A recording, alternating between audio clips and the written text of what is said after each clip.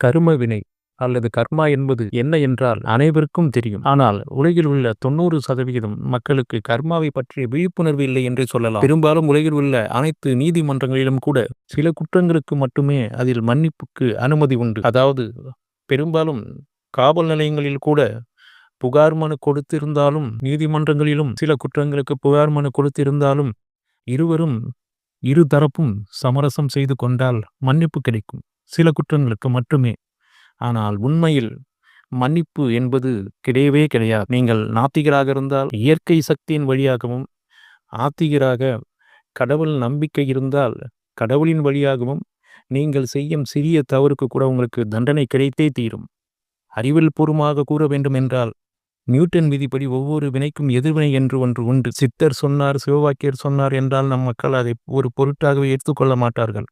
Albert Einstein சொன்னார், George Bernard Shaw சொன்னார் என்றால் அதைத்தான் முதலில் நம்புவார்கள். இருந்தாலும் தமிழில் சில மகான்கள் என்ன சொல்லியிருக்கிறார்கள் இந்த கர்மனியை பற்றி என்று பார்ப்போம். தன்வினை தன்னை சுடும், ஓட்டப்பம் வீட்டை சுடும் என்றார் பட்டினத்தார். இதை பற்றி முழு விவரங்களை நாம் வேறொரு பதிவில் பார்ப்போம். திருக்குறளில் வலியார் முன் தன்னை நினைக்கத்தான் தன்னின் மெலியார் மேல் செல்லும் இடத்து என்று திருவள்ளுவர் கூறியிருக்கிறார். தன்னை விட மெலிந்தவர் மேல் துன்புறுத்த செல்லும் போது தன்னை விட வலியவரின் முன் தான் அஞ்சி நிற்கும் நிலைமையை நினைக்க வேண்டும். அப்படி ஒரு நிலைமை தனக்கு இருக்கும் என்பதை மறந்துவிடக்கூடாது. தனது அதிகார பலத்தாலும் வாய் சாமர்த்தியத்தாலும் நமக்கு கீழே உள்ளவர்களை ஏமாற்றினாலோ அல்லது சமய சந்தர்ப்பம் பார்த்து அவரது வாழ்வாதாரத்தை பறித்தாலோ நீங்கள் நிச்சயம் அதை விட அதிகமாக பாதிக்கப்படுவீர்கள் என்பது உண்மையிலும் உண்மையானது. மேலும் பாதிக்கப்படுபவர்கள் எந்த எதிர்ப்பையும் காட்டாமல் அமைதியாக இருந்தாலோ அல்லது கண்ணீருடன் உங்களால் அவர்கள் அவமானப்படுத்தப்பட்டதையோ ஓரங்கட்டப்பட்டதையோ நினைத்து அவர்கள் மனதிற்குள் குமுறினாலே போதும், உங்கள் தலைக்கு மேல் கண்ணுக்கு தெரியாத தண்டனை காத்து கொண்டே இருக்கும். எப்போது செயல்படுத்தப்பட வேண்டும், எப்பொழுது நிறைவேற்றப்பட வேண்டும், எந்த அளவிற்கு என்பதை ஒரு நூல் அளவிற்கு கூட குறையாமல் தண்டனை நிறைவேறிவிடும். மயிரிழையில் உயிர் தப்பினார் என்று கூறுவார்கள். இப்பொழுதெல்லாம் ஜஸ்ட் மிஸ் என்பார்கள். அந்த ஜஸ்டும் மயிரிழையிலும் உயிர் தப்பியது நம்மால் அல்ல, நீ செய்த கர்ம வினையின் அளவால். மனிதனாலோ அல்லது நீதிமன்றத்தாலோ கூட மிக சரியாக கர்மா கொடுக்கும் தண்டனை அளவிற்கு கொடுக்க முடியாது. கர்மாவிற்கு மட்டுமே தெரியும் ஒருவனை எங்கு அடித்தால் வாழ்க்கையில் அவன் என்ன ஆவான் என்று. பார்த்தாயா எனது ராஜதந்திரத்தை, பார்த்தாயா எனது சாமர்த்தியத்தை, எப்படி நான் காயை நகர்த்தினேன் என்று. அவனை ஒன்றுமில்லாமல் ஆக்குகிறேன், அவனை இந்த இடத்தை விட்டே ஓட விடுகிறேன் என்று கொக்கரித்தவர்களெல்லாம் கர்மா என்னும் இயற்கை நீதிமன்றத்தில் சம்மனை பெற்று கொண்டவர்கள். கர்மா எனும் நீதிமன்றத்தில் விசாரணை எல்லாம் கிடையாது, நேரடியாக தண்டனைதான். ஒன்றும் தெரியாத அப்பாவி, இன்னசென்ட் என்று சொல்லப்படுபவர்கள் இறைவனின் வரம் பெற்றவர்கள், கள்ளம் கபடம் அறியாதவர்கள், கடவுளின் குழந்தைகள். கர்மா எனும் தர்மதேவன் அவர்களுக்கு நல்லதை செய்து கொடுப்பான். வாழ்க்கையில் பெரும்பாலும் அவர்களுக்கு இயற்கையாகவே நல்லதே நடக்கும். ஆனால் பிறருக்கு தீங்கு இழைப்பவர்கள் பொதுவாக நடக்காமல் தமது தொழிலுக்கு நேர்மையாக இல்லாமல் அநீதியுடன் நடந்து கொள்பவர்கள் அனைவரும் நிச்சயம் வேதனைகள், சோதனைகளை பெற்றுக்கொள்வார்கள். திடீரென்று அவர்கள் குடும்பத்தில் அகால மரணம், விவாகரத்து, தீராத நோய், விபத்து என்று அவர்களை கர்மாவானது வாட்டி வதைக்க ஆரம்பித்துவிடும். நான் யாருக்கு என்ன தீங்கு செய்தேன், எனக்கு மட்டும் ஏன் இப்படி என்று புலம்புவார்கள். நான் நல்லதுதானே செய்து வந்தேன், பின் ஏன் இப்படி ஆனது, கடவுளே நீ இருக்கிறாயா இல்லையா என்று புலம்புவார்கள்.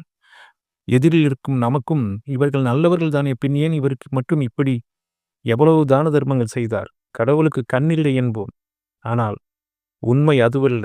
அவருக்கு மட்டுமே தெரியும் அவர் செய்த செயல் என்னவென்று. இவர் செய்த செயலால் யார் வயிறு உண்மையில் எரிந்தது, யார் பாதிக்கப்பட்டார்கள் என்று அவருக்கு மட்டுமே தெரியும். நீங்கள் இந்த வினை பயனை கர்மா என்று கூறலாம், கடவுள் என்று கூறலாம். ஆனால் இந்த கர்மா நேரம் பார்த்து கொண்டிருக்கும். நாம் செய்யும் பாவ செயலை எடை போட்டு அளந்து வைத்து கொண்டிருக்கும். சரியான நேரம் பார்க்கும், தக்க தருணம் பார்த்து கையிலோ அல்லது காலிலோ அல்லது இதயத்தையோ பதம் பார்க்கும். எதிர்பார்க்காத உடல் உபாதைகள் ஏற்படும். ஆரோக்கியமாக இருக்கும் தம்பதிக்கு உடல் ஊனமுள்ள குழந்தை பிறக்கும். அளவில் சிறந்த தந்தைக்கு மந்தமான பிள்ளை பிறக்கும்.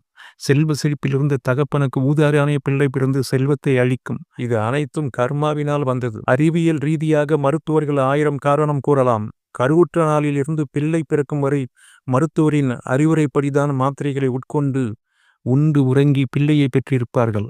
ஆனால் பிள்ளை குறையுடன் பிறந்திருக்கும். ஆனால் பசி பட்டினியுடன் துன்பத்தில் வாடுபவருக்கு பிள்ளைகள் குறையற்று பிறந்திருக்கும்.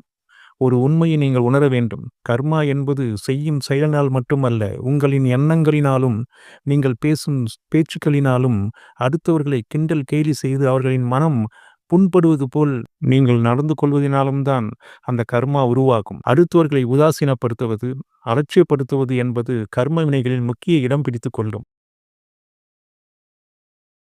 பின்னர் இப்படியெல்லாம் இருந்து கொண்டு பின்னர் துன்பம் வரும்பொழுது நான் யாருக்கு என்ன தீங்கு செய்தேன், எனக்கு மட்டும் ஏன் இப்படி என்று புலம்பினால் எந்த கடவுளும் காப்பாற்ற மாட்டார்கள். ஏன் கிருஷ்ண பரமாத்மாவே கூட இந்த கர்மாவினால் தன் வாழ்நாளில் இறுதியில் அல்லல் பட்டார்.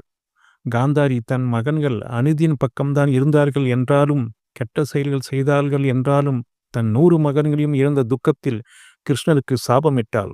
நான் எவ்வாறு என் 100 மகன்களையும் இழந்து தவியாய் தவிக்கிறேனோ அதேபோல் உன் குலமே அழிந்துவிடும், நீயும் தவிப்பாய், உனக்கு சாதாரண இறப்பு மட்டும்தான் உண்டாகும் என்று சாபமிட்டாள். அது என்ன இறப்பிலேயே சாதாரண இறப்பு? மாவீரர்களின் இறப்பு என்பது வீரம் செறிந்த இறப்பு ஆகும். கர்ணனின் இறப்பு மகாபாரதத்தையே கட்டி போட்ட இறப்பு. பல பேருக்கு தெரியாமல் இருந்திருக்கும். மிக சாதாரணமாக ஒரு வேடனால் தவறுதலாக நடந்த இறப்பு அது. கிருஷ்ணரின் இறப்பு என்பது ஒரு வேடன் ஒரு விலங்கின் கால் என நினைத்து கிருஷ்ணனின் காலில் அம்பை விட அதன் மூலம் ரத்தம் கொட்டி அதனால் கிருஷ்ணர் மாண்டார். இது வரலாறு. அம்பை எய்துவிட்டு வேடன் அருகே வந்து பார்த்தபோது பயந்து நடுங்கினான்.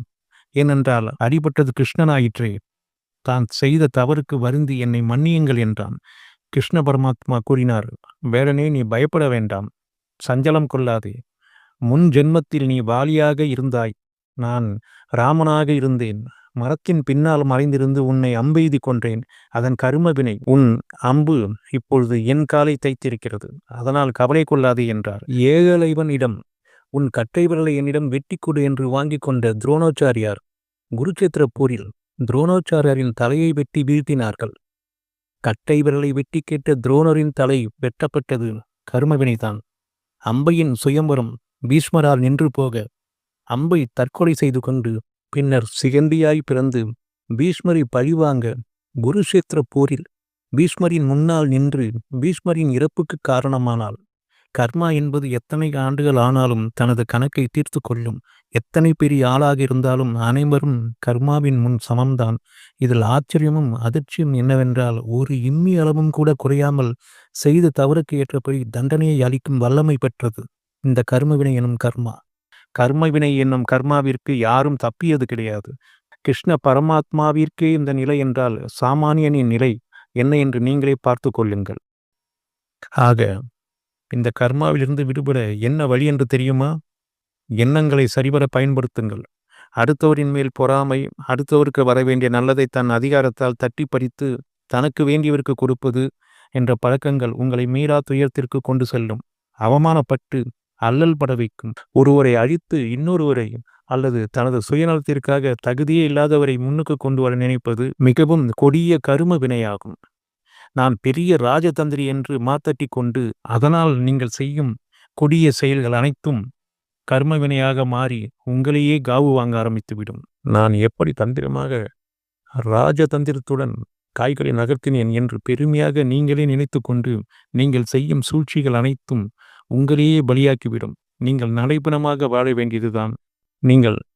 நான் நல்லதே செய்கிறேன் என்று சொல்லிக் கொண்டு பலருக்கு தீங்கு செய்தல் என்பது கண்ணை கட்டி கொண்டு பாழும் கிணற்றில் விழுவதற்கு சமம் என்று சொல்லலாம். ஒருவரிடம் இருக்கும் அகங்காரம், திமிர் பிடித்த பேச்சு, செயல், தேவையில்லாத இடத்தில் அடுத்தவரின் மேல் உள்ள வன்மம், இவை யாவும் உன்னையே அழித்துவிடும். ஆக இந்த கர்மாவிலிருந்து விடுபட நீங்கள் முடிந்தவரை நல்லதை செய்யுங்கள்.